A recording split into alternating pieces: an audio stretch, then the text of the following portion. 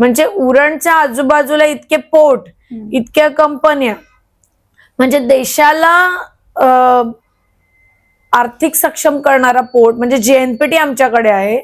परंतु जेएनपीटी असेल, ओएनजीसी असेल, बीपीसीएल असेल, म्हणजे केंद्र शासनाच्या सुद्धा अनेक प्रोजेक्ट आमच्याकडे असताना सुद्धा माझा उरण विकसित झाला नाही.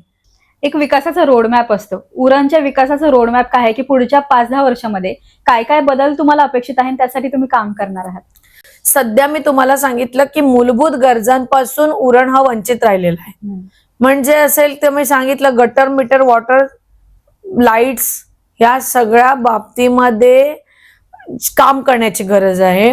म्हणजे अनेक वर्ष झाले ते पोल जुने आहेत, लाईट्स त्यावर नाही आहेत, किंवा सीसीटीव्ही नाही आहेत, किंवा रस्ते अजून पण सुसज्ज नाहीत, खड्डे आहेत, किंवा त्या ठिकाणी आपण बघायला गेलात तर स्वच्छतेचा प्रश्न तुम्हाला सांगितला. आमच्याकडे आदरणीय पवार साहेब मुख्यमंत्री असताना त्या ठिकाणी एक हॉस्पिटल बांधलेलं, इंदिरा गांधी हॉस्पिटल, किंवा छत्रपती शिवाजी महाराजांचा जो पुतळा उभारला गेला तो त्याच काळात उभारला गेला. त्याच्यानंतर ठळक अशी काही कामं झालेली नाहीत. म्हणजे आता सांगायचं झालं तर एक नगराज शेठ नावाचे नगराध्यक्ष होते, त्यानंतर नुरमुल्ला काका होते, त्यानंतर शेखर म्हात्रे काका होते, किंवा रमेश डाऊर बाजूला त्यांनी काम केलं शहराच्या. पण या लोकांनी किंवा टी.आर. भोईर काका होते, या लोकांनी, जुन्या लोकांनी जी कामकाज केलं त्यानंतर फारसं काय काम असं झालंच नाही.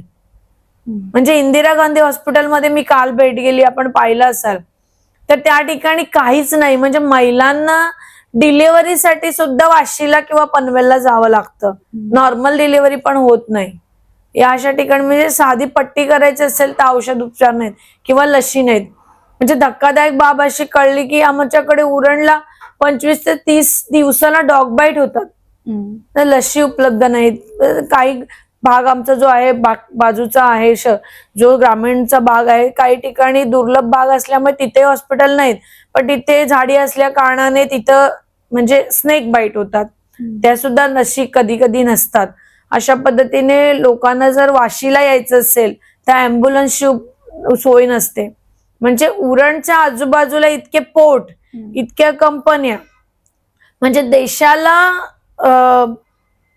आर्थिक सक्षम करणारा पोर्ट म्हणजे जेएनपीटी आमच्याकडे आहे.